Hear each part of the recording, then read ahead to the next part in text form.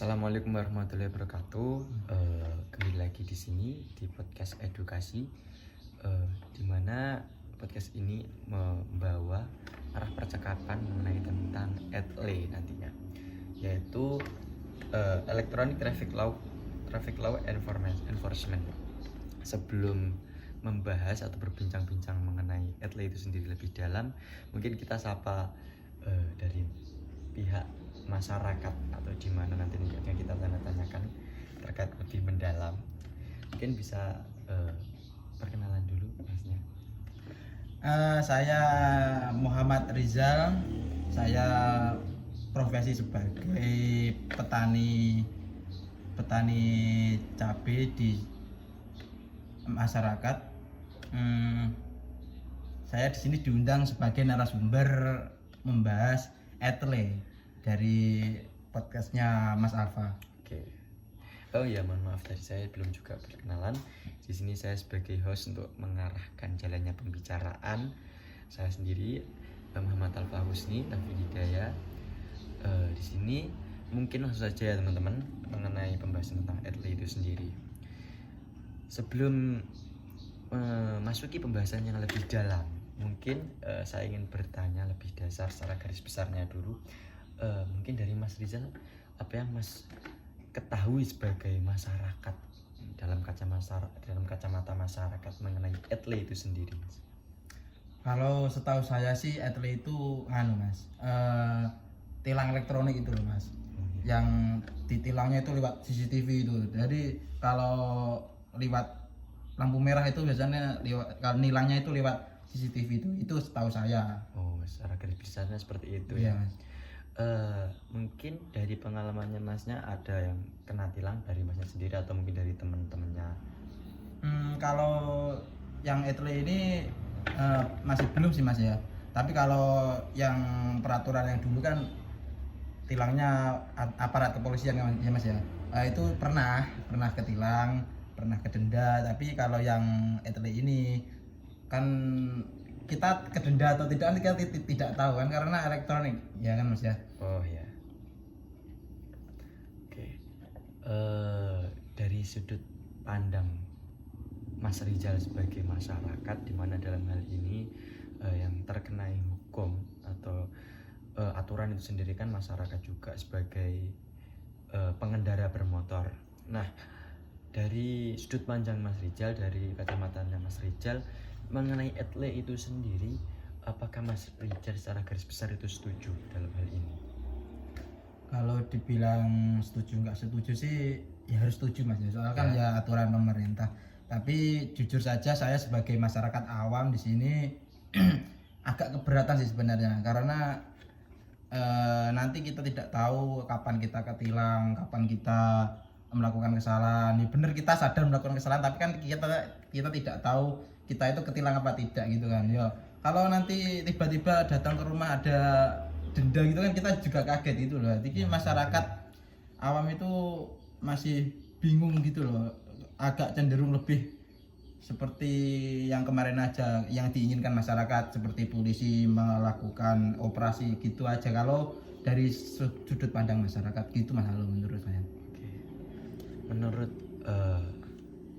Mas Rizal itu sendiri, bagaimana perbandingan efektivitas dalam hal lebih efektif aturan tilang secara terang-terangan atau dalam hal ini seperti sebelum ada hadirnya ETLE itu sendiri atau setelah adanya ETLE itu sendiri? Menurut Mas Rizal itu lebih efektif mana dan lebih edukasi mana terhadap masyarakat? Kalau kita ketahui secara bersama kan ketika tilang pada umumnya itu kan sedikit banyak masyarakat bisa menghimbau, aparat itu sendiri bisa menghimbau kalau kesini, kalau di jalan pakai helm ya dan sebagainya. Kan ini sebaliknya dengan yang di ETLE itu sendiri. Di situ kan justru bahkan tidak menemui secara muka, tatap muka. Nah itu menurut Mas Rizal perbandingannya itu bagaimana? Kalau perbandingan Mas ya itu kalau perbandingannya menurut saya lebih baik yang tilang langsung, tilang manual. Jadi langsung dari aparat kepolisian itu kan juga bisa sambil menyampaikan edukasi himbauan Ya. kepada masyarakat, itu kalau menurut saya. Tapi kalau yang etle ini nanti kan etle ini kan hanya di salah satu tempat kan Mas, kan tidak Ya. semuanya ada etle Mas, hanya lampu merah aja kan Ya. ya. Itu jadi masyarakat bisa mengakali dengan cara menerabas ke jalan yang lain gitu kan ya. Tapi kalau operasi gitu kan bisa di mana-mana, bisa di jalan ini.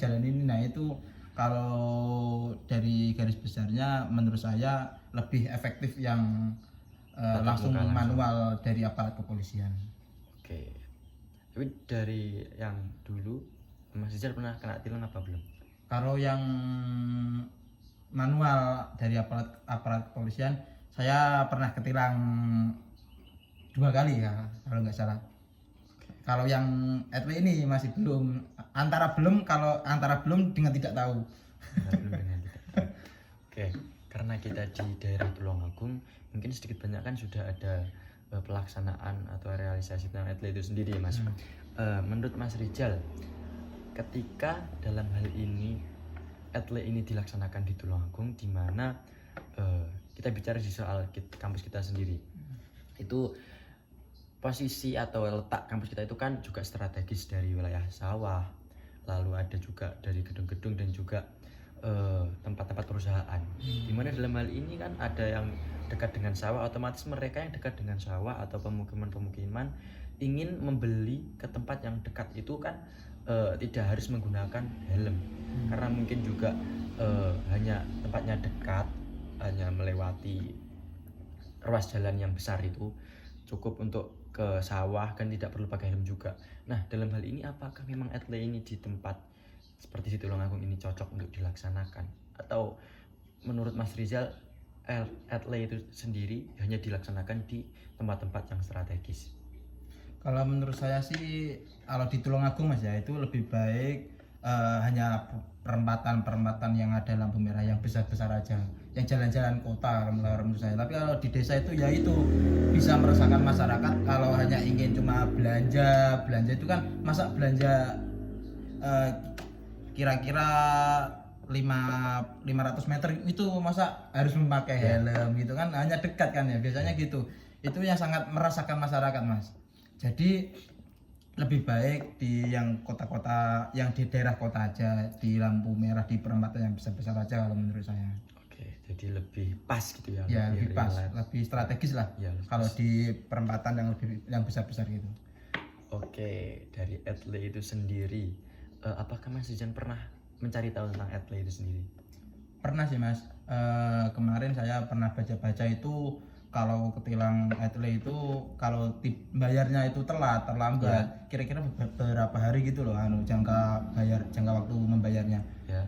Itu STNK kita itu diblokir Mas. Jadi diblokir. Jadi tidak bisa diperpanjang pun juga tidak bisa karena sudah diblokir, karena kita terlambat membayar denda itu. Oke. Jadi gini, ini pertanyaan terakhir sebelum nantinya kita tutup podcast ini. Secara garis besar tentang etle itu sendiri, yang dimana kita ketahui aturan itu kan juga sebagai pelayan juga di masyarakat ya, untuk mengatur kenyamanan masyarakat. Jika saya tangkap dari penjelasan Mas Rizal itu sendiri, etle ini secara tidak langsung memang 30% itu mengamankan atau menyelaraskan dan juga mengatur masyarakat, tetapi banyak aturan dari etle itu bahkan mencekik masyarakat ya, secara langsung seperti itu. Nah, menurut Mas Rizal itu sendiri, apakah Mas Rizal ini setuju dengan etle itu sendiri? Apakah Mas Rizal juga memiliki jalan alternatif lain untuk mengganti etle itu sendiri? Kalau menurut saya sih, saya kurang begitu setuju Mas. Tapi kita nggak setuju juga, kita harus dipaksa setuju karena kan juga aturan pemerintah. Kalau menurut saya sih lebih baik kembali ke aturan yang lalu aja karena lebih efektif gitu. Oke. Waktu juga sudah mulai cukup 10 menit, mungkin podcast bisa saya akhiri. Sekian dari kami. Jika ada salah kata kami mohon sebesar-besarnya. Saya Muhammad Alfa. Saya Muhammad Rizal. Oke, sekian dari kami. Assalamualaikum warahmatullahi wabarakatuh.